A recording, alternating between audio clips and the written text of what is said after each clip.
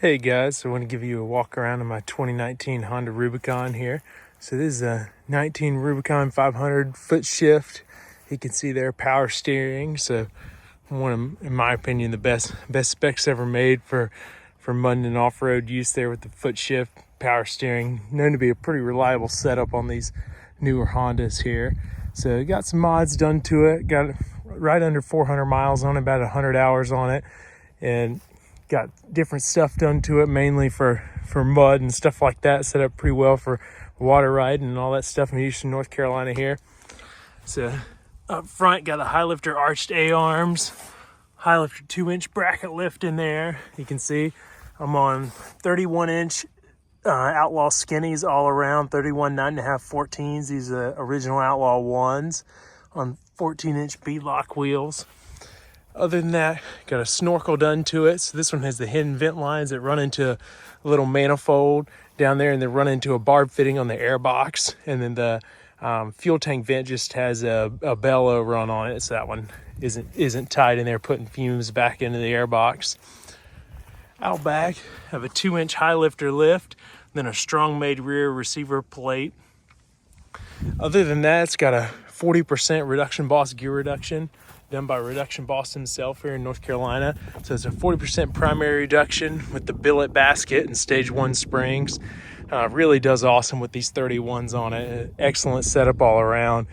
Clay, mud, whatever, it'll do pretty well. Definitely recommend pairing it with a tire like this or 32 Aztec, something along those lines. Other than got the ODI Rogue, the lock-on grips there. Those are fantastic. Have these on a couple Hondas now. But the only thing it's really missing here that I need to add is a winch. Also have the Honda Boats headlights and a light bar in the middle there. So headlights are great. Definitely a big upgrade over the stock halogen bulbs they run. But been a fantastic four-wheeler. Seen some different use, but mainly riding around the land and stuff like that these days. But does great in the mud, Busco Beach, and some other areas. All around a fantastic four-wheeler. Would definitely recommend these Hondas. Plenty of ground clearance for whatever you're going to be doing. It's doing awesome. Still all stock axles. I did have one rear axle boot that had just as that one right there on the other side of it. You can't see, but it had some stick poke it. It must have been something pretty decent stick because it posted a hole in the boot. And gonna replace. I have 2 new Demon axles for the rear, but just have not put those in yet. But just want to give a little walk around of it. Been a great four-wheeler. Definitely recommend these Hondas. See, front ground clearance profile is pretty significant with the 31s lift and arched A-arms. So been an awesome machine. Can't recommend these Hondas enough.